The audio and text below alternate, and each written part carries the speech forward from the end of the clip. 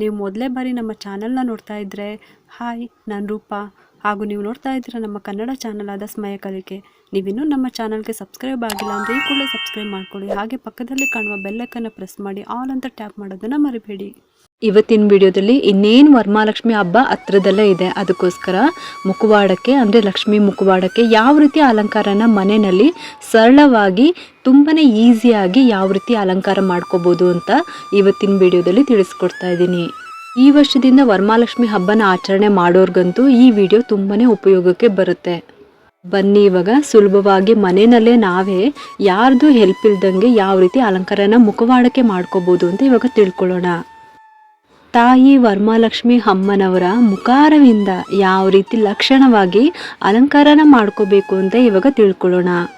ನಾವು ದೇವ್ರಿಗೆ ಅಲಂಕಾರ ಮಾಡುವಂಥ ಮುಖವಾಡಕ್ಕೆ ಯಾವುದೇ ಕಾರಣಕ್ಕೂ ನಾವು ಉಪಯೋಗಿಸಿರುವಂಥ ವಸ್ತುಗಳನ್ನು ಅಂದರೆ ಐಲೈನರೇ ಆಗಿರ್ಬೋದು, ಲಿಪ್ಸ್ಟಿಕ್ಕೇ ಆಗಿರ್ಬೋದು, ಸ್ಟಿಕ್ಕರ್ಗಳೇ ಆಗಿರ್ಬೋದು, ಯಾವುದನ್ನು ಕೂಡ ನಾವು ದೇವ್ರಿಗೆ ನಾವು ಉಪಯೋಗಿಸ್ಕೋಬಾರ್ದು. ಅಮ್ಮನವ್ರಿಗೆ ಹೊಸದಾಗಿ ತಂದಿರುವಂಥ ಅಲಂಕಾರಿಕ ವಸ್ತುಗಳನ್ನೇ ಉಪಯೋಗಿಸ್ಬೇಕು. ಇನ್ನು ದೇವಿಗೆ ಅರಿಶಿನ ಕುಂಕುಮ ಕೂಡ ಅಷ್ಟೇ, ಅದೂ ಕೂಡ ಹೊಸದಾಗಿನೇ ತಂದಿರಬೇಕು, ಇದನ್ನ ನೆನ್ಪಿಟ್ಕೊಳ್ಳಿ. ಇವಾಗ ನಾನು ಬೆಳ್ಳಿಯ ಮುಖವಾಡನ ಇಟ್ಕೊಂಡಿದ್ದೀನಿ, ಅದಕ್ಕೆ ಯಾವ ರೀತಿ ಅಲಂಕಾರನ ಮಾಡಬೇಕು ಅಂತ ನೋಡೋಣ. ಮೊದಲು ಹೊಸದಾಗಿ ತಂದಿರುವಂಥ ಐಲೈನರ್ನ ತಗೋಬೇಕು. ಮುಖವಾಡಕ್ಕೆ ಕಣ್ಣಿನಿಂದ ಶುರು ಮಾಡಬೇಕು. ಮೊದಲು ಯಾವಾಗಲೂ ಕೂಡ ಔಟ್ಲೈನ್ನ ಫಸ್ಟ್ ಹಾಕೋಬೇಕು.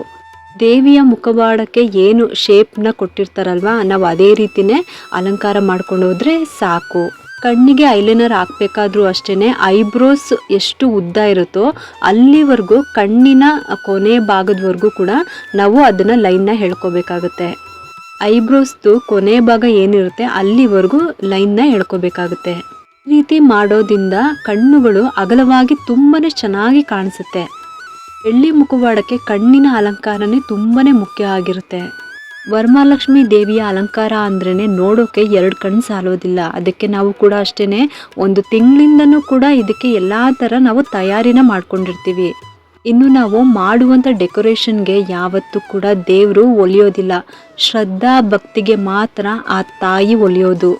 ನಾವೊಂದು ವರ್ಷದಲ್ಲಿ ಬರುವಂಥ ಎಲ್ಲ ಹಿಂದೂ ಹಬ್ಬಗಳನ್ನು ಕೂಡ ಅಷ್ಟೇ ಇಷ್ಟಪಟ್ಟು ಮಾಡ್ತೀವಿ.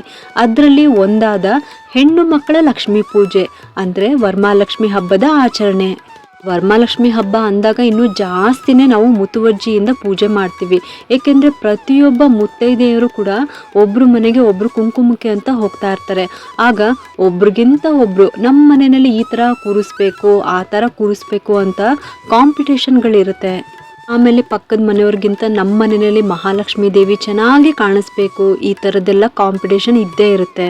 ಇದೆಲ್ಲ ತಪ್ಪು ಅಂತ ನಾನು ಹೇಳ್ತಾ ಇಲ್ಲ, ಆದರೆ ಅಲಂಕಾರ ಮಾಡುವಂಥ ಸಂದರ್ಭದಲ್ಲಿ ಕಳಶವನ್ನು ಕಳೆ ಇಲ್ದಂಗೆ ಮಾಡಬೇಡಿ. ಇದು ಯಾಕೆ ಅಂತ ನೀವು ಕೇಳ್ಬೋದು.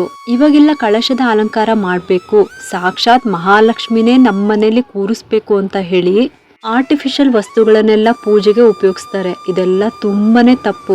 ಹಿತ್ತಾಳೆ, ಬೆಳ್ಳಿ, ಬಂಗಾರ ಪೂಜೆಗೆ ಶ್ರೇಷ್ಠವಾದದ್ದು. ಅದ್ರ ಜೊತೆಗೆ ಸುಗಂಧ ಭರಿತವಾದ ಹೂಗಳು ಪೂಜೆಗೆ ಶ್ರೇಷ್ಠ. ಇನ್ನು ಶಕ್ತಿಗೆ ಅನುಸಾರ ಹಣ್ಣುಗಳು, ನೈವೇದ್ಯ, ತುಪ್ಪದ ದೀಪ ಇದಿಷ್ಟು ಪೂಜೆಗೆ ಬೇಕಾಗಿರೋದು. ನಿಮಗೆ ಚೆನ್ನಾಗಿ ಅಲಂಕಾರ ಮಾಡೋಕ್ಕೆ ಬಂದರೆ ಮಾತ್ರ ಖಂಡಿತವಾಗ್ಲೂ ಮಾಡಿ. ಏಕೆಂದರೆ ಮಹಾಲಕ್ಷ್ಮೀ ದೇವಿ ಅಲಂಕಾರ ಪ್ರಿಯೆ. ಅವರು ತುಂಬ ಚೆನ್ನಾಗಿ ಕಾಣಿಸ್ಬೇಕು, ಹಾಗೆ ನಮ್ಮ ಮನಸ್ಸಿಗೂ ಕೂಡ ಖುಷಿ ಕೊಡಬೇಕು. ಇವಾಗ ನಾನು ಕಣ್ಣಿಗೆ ಐಲೈನರ್ನ ಹಾಕೊಂಡಿದ್ದಾಯಿತು. ಇವಾಗ ಮಧ್ಯದಲ್ಲಿ ಕಣ್ಣಿನ ಗುಡ್ಡೆ ಬರುತ್ತಲ್ಲ, ಅಲ್ಲೂ ಕೂಡ ನಾನು ಐಲೈನರ್ನ ಇಡ್ತಾ ಇದ್ದೀನಿ. ನಿಮಗೆ ಸಹಾಯ ಮಾಡೋರಿದ್ರೆ, ನಿಮಗೆ ಚೆನ್ನಾಗಿ ಸೀರೆ ಉಡ್ಸೋದಕ್ಕೆ ಬಂದರೆ ಮಾತ್ರ ನೀವು ಮಾಡಿ. ಇಲ್ಲ ಅಂತ ಅಂದರೆ ಸಿಂಪಲ್ಲಾಗಿ ಒಂದು ಕಳಶವನ್ನು ಇಟ್ಟು ಕಳಶಕ್ಕೇ ಅಲಂಕಾರವನ್ನು ಮಾಡಿ ನೀವು ಪೂಜೆನ ಮಾಡ್ಬೋದು. ಇನ್ನು ಮೊದಲನೇ ಸಾಲಿ ಅಲಂಕಾರ ಮಾಡೋರು ನಮ್ಮ ಹತ್ತಿರ ಮುಖವಾಡ ಇಲ್ಲ, ಇನ್ನು ಕಳಶಕ್ಕೆ ಅಲಂಕಾರ ಮಾಡೋದಕ್ಕೂ ಬರಲ್ಲ ಅಂತ ಹೇಳಿ ಕಣ್ಣು ಮೂಗು ತಿದ್ದುವಾಗ ಹೇಗಂದರೆ ಮಾಡೋದು ಆ ಥರದ್ದೆಲ್ಲ ತಪ್ಪುಗಳನ್ನು ಮಾಡಬೇಡಿ. ಸಿಂಪಲ್ಲಾಗಿ ಅಲಂಕಾರನ ಮಾಡಬೇಕು ಅಂತ ಅಂದರೆ ಯೂಟ್ಯೂಬ್ನಲ್ಲಿ ಸರ್ಚ್ ಮಾಡಿದ್ರೂ ಕೂಡ ಸಿಗುತ್ತೆ. ನೋಡಿಕೊಂಡು ನಿಮಗೆ ಯಾವುದು ಈಸಿ ಅನಿಸುತ್ತೋ, ಯಾವುದು ಬೇಗ ಮಾಡ್ಬೋದು ಅಂತ ಅನಿಸುತ್ತೋ ಅದನ್ನು ನೀವು ನೋಡಿಕೊಂಡು ಬೇಕಾದರೆ ಅಲಂಕಾರ ಮಾಡ್ಕೋಬೋದು. ತುಂಬ ಜನ ಸ್ಟ್ಯಾಂಡ್ ಇಟ್ಟು ಕೈಕಾಲುಗಳನ್ನು ಜೋಡಿಸ್ಬಿಟ್ಟು ತುಂಬ ಚೆನ್ನಾಗಿ ಸೀರೆನ ಉಡಿಸ್ತಾರೆ, ಅಲಂಕಾರನೂ ಮಾಡಿರ್ತಾರೆ. ಆಗಲೇ ಹೇಳ್ದಂಗೆ ನಿಮಗೆ ಸಹಾಯ ಮಾಡೋರಿದ್ದೆ, ನಿಮಗೆ ಚೆನ್ನಾಗಿ ಅಲಂಕಾರ ಮಾಡೋದಕ್ಕೆ ಬರುತ್ತೆ ಅಂತಂದರೆ ಖಂಡಿತವಾಗ್ಲೂ ಮಾಡಿ. ಅಲಂಕಾರನ ಮಾಡ್ತಾ ಮಾಡ್ತಾ ಬರುತ್ತೆ, ನಾವು ಕಲ್ತ್ಕೊಂಡಂಗೂ ಆಗುತ್ತೆ ಅಂತ ಎಕ್ಸ್ಪೆರಿಮೆಂಟ್ ಮಾಡೋಕ್ಕೆ ಹೋಗ್ಬೇಡಿ. ಬೇಕಾದರೆ ಪ್ರತಿದಿನ ಪ್ರಾಕ್ಟೀಸ್ ಮಾಡಿ. ಹಬ್ಬದ ದಿನ ಬೇಕಾದರೆ ನೀವು ಸೀರೆನ ಉಡಿಸಿ ಕೈಕಾಲು ಜೋಡಿಸಿ ಅಲಂಕಾರನ ಮಾಡ್ಕೊಳ್ಳಿ. ಇಲ್ಲ ಅಂದರೆ ಸಿಂಪಲ್ಲಾಗಿ ತೆಂಗಿನಕಾಯಿಗೆ ಒಂದು ಬ್ಲೌಸ್ ಪೀಸ್ ಇಟ್ಬಿಟ್ಟು ಸಿಂಪಲ್ಲಾಗಿ ಅಲಂಕಾರನ ಮಾಡಿ ಪೂಜೆನ ಮಾಡ್ಕೊಳ್ಳಿ. ಈ ರೀತಿ ಆರ್ಟಿಫಿಷಿಯಲ್ ವಸ್ತುಗಳನ್ನು ತಂದು ದೇವರಿಗೆ ಜೋಡಿಸಿ ತುಂಬ ತಪ್ಪು ಮಾಡಬೇಡಿ. ಇವಾಗ ಕಣ್ಣಿನ ಭಾಗ ಮುಗ್ದಿದೆ. ಇವಾಗ ನಾನು ಐಬ್ರೋಸ್ ಮೇಲ್ಗಡೆ ಏನಿರುತ್ತೆ ಆ ಲೈನ್ನ ಎಳ್ಕೊತಾ ಇದ್ದೀನಿ. ಮನೆಯಲ್ಲಿ ಸಾಕ್ಷಾತ್ ಮಹಾಲಕ್ಷ್ಮಿ ಅಂದರೆ ಅದು ಕಳಶದ ರೂಪದಲ್ಲಿ ಪೂಜೆ ಮಾಡ್ತೀವಿ. ಇನ್ನು ಮೂರ್ತಿ ರೂಪದಲ್ಲಿ ದೇವಸ್ಥಾನದಲ್ಲಿ ಮಾತ್ರನೇ ಪೂಜೆ ಮಾಡೋದು. ನಾವು ಅದನ್ನು ಮನೆಯಲ್ಲಿ ಮಾಡೋದಕ್ಕೆ ಹೋಗಬಾರ್ದು. ಅದಕ್ಕೆಲ್ಲ ತುಂಬಾ ನಿಯಮ ನಿಷ್ಠೆಗಳೆಲ್ಲ ಇರುತ್ತೆ. ಕೆಲವರೆಲ್ಲ ತುಂಬ ಚೆನ್ನಾಗಿ ಅಲಂಕಾರ ಮಾಡ್ತಾರೆ. ಅವ್ರಿಗೆ ಮಾಡೋದಕ್ಕೆ ಬರಲ್ಲ ಅಂದರೆ ಕೆಲವ್ರಿಗೆ ದುಡ್ಡು ಕೊಟ್ಬಿಟ್ಟು ಕೂಡ ಅಲಂಕಾರನ ಮಾಡಿಸಿರ್ತಾರೆ. ಅವರನ್ನೇ ಕರೆಸಿ ಅಲಂಕಾರ ಮಾಡಿಸಿರ್ತಾರೆ. ಅದು ಅವರವರ ಶಕ್ತಿಗೆ ಅನುಸಾರ ಮಾಡ್ತಾರೆ. ತಾಯಿ ಯಾರ್ಯಾರಿಗೆ ಎಷ್ಟು ಅನುಕೂಲ ಕೊಟ್ಟಿರ್ತಾರೋ ಆ ರೀತಿ ಅವರು ಹಬ್ಬನ ಮಾಡ್ಕೊಂಡಿರ್ತಾರೆ. ಆದರೆ ಪ್ರತಿಯೊಬ್ಬರಿಗೂ ಕೂಡ ಅವರವ್ರಿಗೆ ತಕ್ಕಂತೆ ಅನುಕೂಲನ ಕೊಟ್ಟಿರ್ತಾರೆ.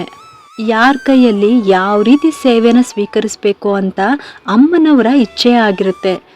ಒಂದು ವೇಳೆ ಈ ರೀತಿಯೆಲ್ಲ ಅಲಂಕಾರ ಮಾಡಿ ನೋಡಬೇಕು, ನಮ್ಮ ಮನೆಯಲ್ಲಿ ಸಾಕ್ಷಾತ್ ಮಹಾಲಕ್ಷ್ಮಿನೇ ಕೂರಿಸ್ಬೇಕು, ನಾವು ಆ ಥರ ಅಲಂಕಾರ ಮಾಡಬೇಕು ಅಂತ ಆಸೆ ಇದ್ದರೆ ಈಗ ದೇವಸ್ಥಾನದಲ್ಲಿ ಉತ್ಸವ ಮೂರ್ತಿ ಮತ್ತು ಮೂಲ ವಿಗ್ರಹ ಅಂತ ಇರುತ್ತೆ ನೋಡಿ, ಆ ರೀತಿ ನೀವು ಗೊಂಬೆಗಳೆಲ್ಲ ಸಿಗುತ್ತೆ.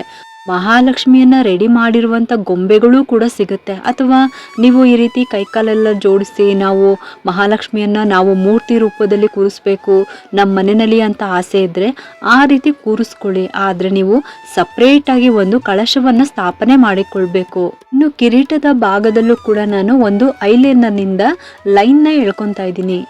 ಕುವಾಡದಲ್ಲಿ ಯಾವ ರೀತಿ ಶೇಪ್ನ ಕೊಟ್ಟಿರ್ತಾರೋ ಅದೇ ರೀತಿ ನಾವು ಈ ರೀತಿ ಅಲಂಕಾರ ಮಾಡಿಕೊಂಡ್ರೆ ಸಾಕು. ನಾವು ಕಳಶ ಸ್ಥಾಪನೆ ಮಾಡಬೇಕಾದ್ರೆ ನಾವು ಮೂಲ ಕಳಶ ಅದೇ ಅಂತ ಹೇಳಿಬಿಟ್ಟು ಪೂಜೆ ಮಾಡೋದಕ್ಕೆ ಹೋಗಬಾರ್ದು. ಅಂದರೆ ನೀವು ಕಳಶ ಇಟ್ಬಿಟ್ಟು ಸೀರೆ ಉಡಿಸ್ಬಿಟ್ಟು ಕೈ ಕಾಲೆಲ್ಲ ಹೇಗೆ ಅಮ್ಮನವ್ರಿಗೆ ಜೋಡಿಸಿರ್ತೀರಲ್ಲ ಆ ರೀತಿ ಅದೇ ಮೂಲ ಕಳಶ ಅಂತ ಅಂದ್ಬಿಟ್ಟು ನಾವು ಪೂಜೆ ಮಾಡೋದಕ್ಕೆ ಹೋಗಬಾರ್ದು. ಅದ್ರ ಮುಂಭಾಗದಲ್ಲಿ ಒಂದು ತೆಂಗಿನಕಾಯಿ ಕಳಶವನ್ನು ಸ್ಥಾಪನೆ ಮಾಡಿಕೊಂಡು ನೀವು ಅದಕ್ಕೇ ಮಹಾಲಕ್ಷ್ಮಿ ಅಂತ ಹೇಳಿ ಪೂಜೆನ ಮಾಡಬೇಕಾಗುತ್ತೆ. ದೇವಿ ಮುಖವಾಡಕ್ಕೆ ತುಟಿಗೆ ಮತ್ತು ತಿಲಕ ಅಂದರೆ ಹಣೆಗೆ ತಿಲಕ ಇಡ್ತೀವಲ್ವ, ಅಲ್ಲಿ ನಾನು ಈ ಥರ ಕೆಂಪು ಕಲರ್ದು ನೈಲ್ ಪಾಲಿಶ್ನ ನಾನು ಹಚ್ಕೊತಾ ಇದ್ದೀನಿ. ದೇವಿ ಮುಖವಾಡಕ್ಕೆ ರೆಡ್ ಕಲರು ಪಿಂಕ್ ಕಲರು ತುಂಬಾ ಚೆನ್ನಾಗಿ ಕಾಣುತ್ತೆ. ಕೂಡ ಅಷ್ಟೇ ಶೇಪ್ ಹೇಗಿದೆಯೋ ಅದೇ ರೀತಿ ಕೂಡ ನೀವು ಹಚ್ಕೋಬೇಕಾಗುತ್ತೆ. ನೀವು ಪೂಜೆ ಎಲ್ಲ ಆದಮೇಲೆ ನೀವು ಈ ತುಟಿಗೆ ಮತ್ತು ತಿಲಕಕ್ಕೆ ಏನು ಇಟ್ಟಿರ್ತೀರಲ್ಲ ನೈಲ್ ಪಾಲಿಶ್ನ ಹಚ್ಚಿರ್ತೀರಲ್ಲ ಅದನ್ನು ನೀವು ನೈಲ್ ಪಾಲಿಶ್ ರಿಮೂವರ್ ಇರುತ್ತಲ್ಲ ಅದರಿಂದ ನೀವು ಇದನ್ನು ರಿಮೂವ್ ಮಾಡ್ಕೋಬೇಕಾಗುತ್ತೆ.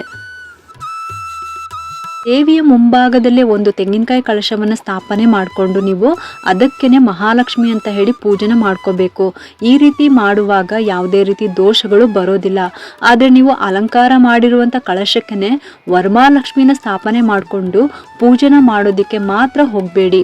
ದಯವಿಟ್ಟು ಈ ರೀತಿ ಹೇಳ್ತಾ ಇದ್ದೀನಿ ಅಂತ ಯಾರು ಕೂಡ ಬೇಜಾರು ಮಾಡ್ಕೊಳ್ಳೋದಕ್ಕೆ ಹೋಗಬೇಡಿ ನನ್ನ ಮೇಲೆ. ಏಕೆಂದರೆ ತುಂಬ ಆಸೆಯಿಂದ ಕೈಕಾಲುಗಳನ್ನ ತಂದು ನೀವು ಜೋಡಿಸಿ ಇಟ್ಟಿರ್ತೀರ. ಆದರೆ ನೋಡೋದಕ್ಕೆ ಅದು ಚೆನ್ನಾಗಿ ಕಾಣಿಸ್ತಾ ಇರಲ್ಲ. ಯಾಕೆಂದರೆ ಭುಜ ಎಲ್ಲೋ ಇರುತ್ತೆ, ಕೈ ತೋಳು ಎಲ್ಲೋ ಇರುತ್ತೆ, ಕಾಲುಗಳನ್ನು ಹೆಂಗಂದ್ರೆ ಹಾಗೆ ಜೋಡಿಸಿ ಇಟ್ಟಿರ್ತಾರೆ. ಅದರಿಂದ ಹೇಳ್ತಾ ಇದ್ದೀನಿ, ನಾವು ದೇವರನ್ನು ನೋಡುವಾಗ ನಮ್ಮ ಮನಸ್ಸಿನಲ್ಲಿ ಭಕ್ತಿ ಬರಬೇಕು. ಇನ್ನು ಮನೆಗೆ ಬಂದವರು ಕೂಡ ಬಾಯಿ ಬಿಟ್ಟು ಏನೂ ಹೇಳೋದಿಲ್ಲ. ಯಾಕೆಂದರೆ ದೇವರು ಅನ್ನೋ ಭಯ ಎಲ್ರಿಗೂ ಕೂಡ ಇದ್ದೇ ಇರುತ್ತೆ. ಅಂದರೆ ಮನಸ್ಸಿನಲ್ಲಿ ಅಂದ್ಕೊಂಡಿರ್ತಾರೆ ಅವರು ಏನು ಈ ರೀತಿ ಮಾಡಿದ್ದಾರಲ್ಲ, ಕೈ ಈ ರೀತಿ ಇಟ್ಟಿದ್ದಾರಲ್ಲ ನೋಡು, ಕಾಲು ಹೇಗಿಟ್ಟಿದ್ದಾರೆ ನೋಡು, ಆ ಕಣ್ಣು ಹೇಗೆ ಬರ್ದಿದ್ದಾರೆ ನೋಡು, ಮನಸ್ಸಿನಲ್ಲಾದರೂ ಅಂದ್ಕೊಂಡಿರ್ತಾರೆ. ಇದೆಲ್ಲ ಏನಾಗುತ್ತೆ ಅಂದರೆ ಒಂದು ರೀತಿ ದೋಷ ಅಂತಲೇ ಬರುತ್ತೆ. ಆ ಕಾರಣದಿಂದಲೇ ನಾನು ಹೇಳ್ತಾ ಇದ್ದೀನಿ, ಬರಲಿಲ್ಲ ಅಂದರೆ ದಯವಿಟ್ಟು ಈ ರೀತಿಯೆಲ್ಲ ಅಲಂಕಾರನ ಮಾಡೋದಕ್ಕೆ ಹೋಗಲೇಬೇಡಿ. ಸಿಂಪಲ್ಲಾಗಿ ಕಳಶ ಇಟ್ಟು ಪೂಜೆನ ಮಾಡಿ. ಬರೀ ಕಳಶದ ಅಲಂಕಾರನೇ ಎಷ್ಟೋ ಚೆನ್ನಾಗಿರುತ್ತೆ. ಎಷ್ಟೊಂದು ಇದ್ರ ಬಗ್ಗೆ ವಿಡಿಯೋನೂ ಕೂಡ ಸಿಗುತ್ತೆ ನಿಮಗೆ. ಇವಾಗ ತುಟಿಗೆ ಮತ್ತು ತಿಲಕ ಏನಿದೆ ಅಲ್ಲಿ ನಾನು ನೈಲ್ ಪಾಲಿಶ್ನ ನಾನು ಹಚ್ಕೊಂಡಿದ್ದಾಗಿದೆ. ಇವಾಗ ಕಿರೀಟದ ಮೇಲೆ ಒಂದು ಅಲ್ಲಿ ಬೊಟ್ಟಂತ ಕೊಟ್ಟಿದ್ದಾರಲ್ವ, ಅಲ್ಲಿ ನಾನಿವಾಗ ಕುಂಕುಮಕ್ಕೆ ಸ್ವಲ್ಪ ನೀರನ್ನು ಮಿಕ್ಸ್ ಮಾಡ್ಕೊಂಬಿಟ್ಟು ಅಲ್ಲಿ ಒಂದು ರೌಂಡಾಗಿ ಒಂದು ಬೊಟ್ಟನ್ನು ಇಟ್ಕೊತಾ ಇದ್ದೀನಿ. ಈ ಬೊಟ್ಟನ್ನು ಇಟ್ಕೊಂಡಿದ್ದಾದಮೇಲೆ ಮಧ್ಯಕ್ಕೆ ನಾನು ಅರಿಶಿನೂ ಕೂಡ ಅಷ್ಟೇ, ಅರಿಶಿನಕ್ಕೆ ಸ್ವಲ್ಪ ನೀರನ್ನು ಮಿಕ್ಸ್ ಮಾಡ್ಕೊಂಬಿಟ್ಟು ಮಧ್ಯಕ್ಕೆ ಇಟ್ಕೊತಾ ಇದ್ದೀನಿ. ಈ ಕುಂಕುಮ ಏನು ಇಟ್ಕೊಂಡಿದ್ದೀನಲ್ಲ ಆ ಕುಂಕುಮದ ಮಧ್ಯಕ್ಕೆ ಅರಿಶಿನೂ ಕೂಡ ಇಟ್ಕೊತಾ ಇದ್ದೀನಿ. ಇನ್ನು ಮೊದಲನೇ ವರ್ಷ ಕಳಶ ಇಟ್ಟು ಲಕ್ಷ್ಮೀ ಪೂಜೆ ಮಾಡ್ತಾ ಇದ್ದೀವಿ ಅಂತ ಅನ್ನೋರಿಗೆ ಖಂಡಿತವಾಗ್ಲೂ ಇದು ಯೂಸ್ಫುಲ್ ವಿಡಿಯೋ ಆಗುತ್ತೆ. ಇನ್ನು ದೇವ್ರ ಹತ್ತಿರ ಇಡುವಂಥ ದುಡ್ಡು ನೀವು ಯಾರ ಕಣ್ಣಿಗೂ ಕೂಡ ಕಾಣಿಸ್ಬಾರ್ದು, ಆ ಥರ ಇಡಬೇಕು, ಅಂದರೆ ಬಚ್ಚಿಡಬೇಕು. ಇನ್ನು ಕೆಲವರಂತೂ ತಟ್ಟೆ ಸುತ್ತ ಗರಿ ನೋಟ್ಗಳನ್ನು ನವಿಲ್ಗರಿ ಥರ ಹರಡಿಸ್ಬಿಟ್ಟು ಇಟ್ಟಿರ್ತಾರೆ. ಎಲ್ಲ ಅವರವ್ರ ಖುಷಿಗೆ ಅಲಂಕಾರ ಮಾಡಿರ್ತಾರೆ, ಅದು ತಪ್ಪು ಅಂತ ನಾನು ಹೇಳ್ತಾ ಇಲ್ಲ. ಆದರೆ ಮನೆಗೆ ಬರೋ ಎಲ್ಲರೂ ಕಣ್ಣು ಕೂಡ ದೃಷ್ಟಿಗಳು ಒಂದೇ ಥರ ಇರೋದಿಲ್ಲ ಅಲ್ವಾ, ಅದು ನಿಮಗೂ ಕೂಡ ಗೊತ್ತಿರುತ್ತೆ. ಮನುಷ್ಯನ ದೃಷ್ಟಿಯಿಂದ ಕಲ್ಲು ಕೂಡ ಪುಡಿ ಪುಡಿ ಆಗುತ್ತೆ ಅಂತಲೂ ಕೂಡ ನಾವು ಕೇಳಿದ್ದೀವಿ ಅಲ್ವಾ. ಅದಕ್ಕೋಸ್ಕರ ಹೇಳ್ತಾ ಇದ್ದೀನಿ, ದೇವರು ನಮಗೆ ಕೊಟ್ಟಿರೋದು ನಾವು ಅನುಭವಿಸ್ಬೇಕು ಅಂತ, ನಾವು ಅದನ್ನು ಜೋಪಾನ ಮಾಡಬೇಕು, ಉಳಿಸ್ಬೇಕು, ಬೆಳೆಸ್ಬೇಕು, ಗಳಿಸ್ಬೇಕು, ಯಾವುದೇ ಕಾರಣಕ್ಕೂ ಕಳ್ಕೊಳ್ಬಾರ್ದು ಅಂತ.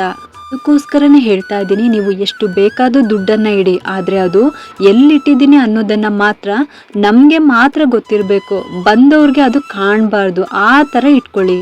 ದೇವ್ರಿಗೆ ಸೀರೆನ ಉಡ್ಸಿಟ್ಟಿರ್ತೀರ, ಬ್ಲೌಸ್ ಇಟ್ಟಿರ್ತೀರ, ಎಲ್ಲೋ ಒಂದು ಕಡೆ ಈ ದುಡ್ಡನ್ನು ಇಟ್ಬಿಡಿ. ಅಮ್ಮ ನೀನಿಷ್ಟು ಕೊಟ್ಟಿದ್ಯಲ್ಲ, ನಮಗೆ ತುಂಬಾ ಖುಷಿ ಇದೆ, ಸಂತೋಷ ಇದೆ, ತೃಪ್ತಿ ಇದೆಯಮ್ಮ, ನಗ್ನಗ್ತಾ ನಮ್ಮ ಮನೆಯಲ್ಲಿ ನೆಲೆಸಮ್ಮ, ನಾವು ಮಾಡುವಂಥ ಪೂಜೆನ ಸೇವೆಯನ್ನು ಸ್ವೀಕರಿಸಮ್ಮ ಅಂತ ಭಕ್ತಿಯಿಂದ ಕೇಳ್ಕೊಳ್ಳಿ.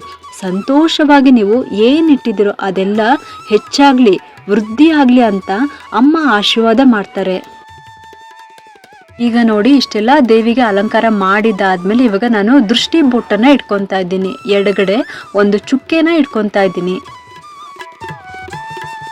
ಇನ್ನು ತಾಮ್ರದ ಚೊಂಬು ಅಥವಾ ಬೆಳ್ಳಿ ಚೊಂಬಲ್ಲಿ ಪೂಜೆ ಮಾಡಿ ಗಂಗೆಯನ್ನು ತುಂಬಿಸಿಟ್ಕೊಂಡು ಆ ಒಂದು ಕಳಶದ ಚೆಂಬಲ್ಲಿ ಲಾವಂಚ ಬೇರು, ಒಂದು ಬೆಳ್ಳಿ ಕಾಯಿನು, ಗುಂಡಡಿಕೆ, ಅರಿಶಿನ, ಕುಂಕುಮ, ಅಕ್ಷತೆ, ಒಂದು ಬಿಡಿ ಹೂವು, ಇದಿಷ್ಟನ್ನು ಹಾಕಿದ್ರೆ ಸಾಕು.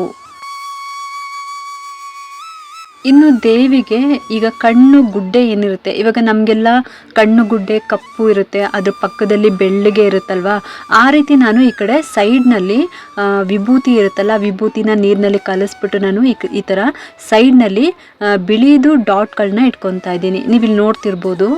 ನಿಮಗೆ ಯಾವ ಥರ ಬೇಕೋ ಆ ರೀತಿ ನೀವು ಈ ರೀತಿ ಶೇಪ್ಗಳನ್ನ ಕೊಡ್ಬೋದು.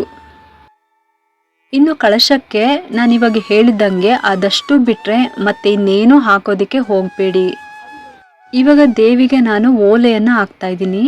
ನಾವು ಅಲಂಕಾರ ಮಾಡಿರೋದು ಯಾವುದೂ ಕೂಡ ಹಾಳಾಗ್ದಂಗೆ ಮುತುವರ್ಜಿ ವಹಿಸ್ಬೇಕು.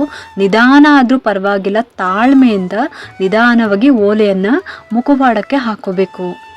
ಅಲಂಕಾರ ಮಾಡೋ ಟೈಮಲ್ಲಿ ನೀವು ಬೇಕಾದರೆ ಸ್ವಲ್ಪ ಹೊತ್ತು ಇದನ್ನು ಹಾಗೆ ಬಿಟ್ಬಿಟ್ಟು ಆಮೇಲೆ ಇದೆಲ್ಲ ಒಣಗಿದ ಮೇಲೆ ನೀವು ಬೇಕಾದರೆ ಒಡವೆಗಳನ್ನು ಹಾಕೋಬೋದು.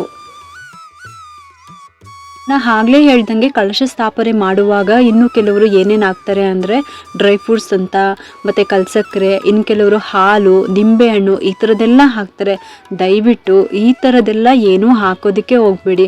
ಲಾವಂಚ ಬೇರು, ಅರಿಶಿನ, ಕುಂಕುಮ, ಅಕ್ಷತೆ, ಒಂದು ಬೆಳ್ಳಿ ಕಾಯಿನು, ಗುಂಡಡಿಕೆ ಇಷ್ಟು ಹಾಕಿದ್ರೆ ಸಾಕು. ಬೇಕಿದ್ರೆ ಯಾವುದಾದ್ರೂ ಒಂದು ಚಿನ್ನದ ಒಡವೆನ ಬೇಕಾದರೆ ಹಾಕ್ಬೋದು.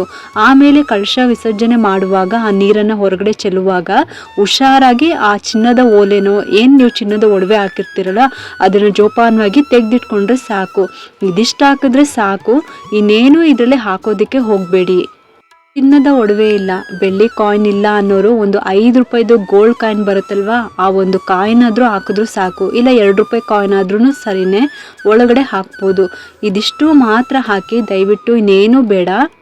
ಯಾಕೆಂದರೆ ಒಂದೇ ಒಂದಿನ ನೀರಿನಲ್ಲಿ ಡ್ರೈ ಫ್ರೂಟ್ಸು, ನಿಂಬೆ ಹಣ್ಣು ಈ ಥರದ್ದೆಲ್ಲ ಇದ್ರೂ ಅದೆಲ್ಲ ನೀರಿನಲ್ಲಿ ನೆಂದೋಗ್ಬಿಟ್ಟು ಒಂಥರ ಮೆತ್ತಗೆ ಕೊಳಕಾಗಿರುತ್ತೆ. ಇನ್ನು ಕೆಲವರು 3 ದಿನ ಕೂರಿಸಿರ್ತಾರೆ. ಆ ನೀರಿನಲ್ಲಿರುವ ಡ್ರೈ ಫ್ರೂಟ್ಸೇ ಆಗಿರ್ಬೋದು, ನಿಂಬೆಹಣ್ಣೆ ಆಗಿರ್ಬೋದು, ಹೇಗಿರುತ್ತೆ ನೀವೇ ಒಂದ್ಸಲಿ ಯೋಚನೆ ಮಾಡಿ. ಇದಕ್ಕಾಗಿ ನಾನು ಹೇಳ್ತಾ ಇದ್ದೀನಿ, ಕಳಶ ಯಾವಾಗಲೂ ಪವಿತ್ರವಾಗಿರಬೇಕು. ಅದರಲ್ಲಿರುವ ನೀರು ಕೂಡ ಅಷ್ಟೇ ತುಂಬಾ ಪವಿತ್ರವಾಗಿರುತ್ತೆ. ನಾವು ಅದರಲ್ಲಿ ದೇವಿನ ಆಹ್ವಾನ ಮಾಡಿರ್ತೀವಿ. ವಿಸರ್ಜನೆ ಮಾಡಿದಾದ್ಮೇಲೆ ಆ ನೀರನ್ನು ಮನೆಗೆ ಪ್ರೋಕ್ಷಣೆ ಮಾಡಬೇಕು. ನಮ್ಮ ತಲೆ ಮೇಲೂ ಕೂಡ ಪ್ರೋಕ್ಷಣೆ ಮಾಡ್ಕೋಬೇಕು. ನಾವು ಅದನ್ನು ಸ್ನಾನದ ನೀರಿಗೂ ಕೂಡ ಬೆರೆಸ್ಕೊಂಡು ಸ್ನಾನ ಮಾಡ್ಬೋದು, ಅಥವಾ ಗಿಡಗಳಿಗೂ ಹಾಕ್ಬೋದು. ಇಷ್ಟು ಪವಿತ್ರವಾದ ನೀರಿಗೆ ಅದು ಇದು ಅಂತ ಏನೇನೋ ಹಾಕೋದಕ್ಕೆ ಹೋಗಬೇಡಿ. ಡ್ರೈ ಫ್ರೂಟ್ಸು, ಕೆಂಪು ಕಲ್ಸಕ್ಕರೆ ಇದನ್ನೆಲ್ಲ ನಾವು ಮಡ್ಲಕ್ಕಿ ಸಾಮಾನಲ್ಲಿ ಅದ್ರ ಜೊತೆ ಇಡಬೇಕು. ನಿಂಬೆ ಹಣ್ಣನ್ನು ಕೂಡ ಪೂಜೆಗೆ ಇಡಬೇಕು. ಕಳಶದ ಎಡಭಾಗದಲ್ಲಿ ಅದಕ್ಕೆ ಅರಿಶಿನ ಕುಂಕುಮನ ಹಚ್ಚಿ ನಿಂಬೆ ಹಣ್ಣನ್ನು ಇಡಬೇಕು. ಹಬ್ಬ ಆದಮೇಲೆ ಅದನ್ನು ತೆಗೆದ್ಬಿಟ್ಟು ನಿಮ್ಮ ಕ್ಯಾಶ್ ಬಾಕ್ಸ್ನಲ್ಲಿ ಇಟ್ಕೋಬೇಕು, ಅಥವಾ ಮನೆಗೆ ದೃಷ್ಟಿ ತೆಗೆದ್ಬಿಟ್ಟು ಒಡೆಯೋದು ಮಾಡ್ಬೋದು. ಆದರೆ ಕಳಶದ ಚೆಂಬಲ್ಲಿ ಇದನ್ನೆಲ್ಲ ಹಾಕೋದಕ್ಕೆ ಹೋಗಬೇಡಿ. ಫೈನಲ್ ಆಗಿ ಲಕ್ಷ್ಮೀ ಮುಖವಾಡ ಈ ರೀತಿ ರೆಡಿಯಾಗಿದೆ ನೋಡಿ. ನನಗೆ ತಿಳಿದಿರೋಷ್ಟು ನಾನಿಲ್ಲಿ ಅಲಂಕಾರನ ಮಾಡಿ ತೋರಿಸಿದ್ದೀನಿ, ಮತ್ತು ನನಗೆ ತಿಳಿದಿರೋಷ್ಟು ಕಳಶದ ಸ್ಥಾಪನೆ ಯಾವ ರೀತಿ ಮಾಡಬೇಕು ಅಂತಲೂ ಕೂಡ ನಿಮಗೆ ತಿಳಿಸ್ಕೊಟ್ಟಿದ್ದೀನಿ. ನಿಮಗೆ ಇದು ಉಪಯುಕ್ತ ಮಾಹಿತಿ ಆಗಿದೆ ಅಂತ ನಾನು ಭಾವಿಸ್ತಾ ಇದ್ದೀನಿ. ಈ ರೀತಿ ತುಂಬಾ ಸುಲಭವಾಗಿ ಸರಳವಾಗಿ ನಾವು ಲಕ್ಷ್ಮೀ ಮುಖವಾಡಕ್ಕೆ ಅಲಂಕಾರನ ಮಾಡ್ಕೋಬೋದು. ವರ್ಷದಿಂದ ಯಾರ್ಯಾರು ವರಮಹಾಲಕ್ಷ್ಮಿ ಹಬ್ಬವನ್ನು ಆಚರಣೆ ಮಾಡಬೇಕು ಅಂತ ಅಂದ್ಕೊಂಡಿದ್ದೀರೋ ಅವರೆಲ್ಲರಿಗೂ ಈ ವಿಡಿಯೋ ತುಂಬಾ ಉಪಯೋಗಕ್ಕೆ ಬರುತ್ತೆ ಅಂತ ನಾನು ಭಾವಿಸ್ತಾ ಇದ್ದೀನಿ. ಮುಂದಿನ ವಿಡಿಯೋದಲ್ಲಿ ಮುಖವಾಡ ಇಲ್ಲ ಅನ್ನೋರು ಬರೀ ತೆಂಗಿನಕಾಯಿಗೆ ಯಾವ ರೀತಿ ಅಲಂಕಾರನ ಮನೆಯಲ್ಲಿ ಸರಳವಾಗಿ ಮಾಡ್ಕೋಬೋದು ಅಂತ ನಾನು ಅದನ್ನು ಕೂಡ ತಿಳಿಸ್ಕೊಡ್ತಾ ಇದ್ದೀನಿ. ನಿಮಗೆಲ್ಲರಿಗೂ ಈ ಒಂದು ವಿಡಿಯೋ ಇಷ್ಟ ಆಗಿದ್ದರೆ ಒಂದು ಲೈಕ್ ಮಾಡಿ, ಶೇರ್ ಮಾಡಿ ಮತ್ತು ಸಬ್ಸ್ಕ್ರೈಬ್ ಮಾಡಲು ಮರಿಬೇಡಿ. ಏಕೆಂದರೆ ನೀವು ಮಾಡೋ ಒಂದು ಸಬ್ಸ್ಕ್ರೈಬಿಂದ ನಮ್ಮಂತಹ ಸಣ್ಣ ಸಣ್ಣ ಚಾನಲ್ಸ್ಗೆ ಒಂದು ಸಪೋರ್ಟ್ ಮಾಡ್ದಂಗೆ ಆಗುತ್ತೆ. ಮತ್ತೆ ಸಿಗ್ತೀನಿ ಮುಂದಿನ ಹೊಸ ವಿಡಿಯೋದೊಂದಿಗೆ ಅಂತ ಹೇಳ್ತಾ ಈ ವಿಡಿಯೋನ ಮುಗಿಸ್ತಾ ಇದ್ದೀನಿ. ಸರ್ವೇ ಜನ ಸುಖಿನೋ ಭವಂತು.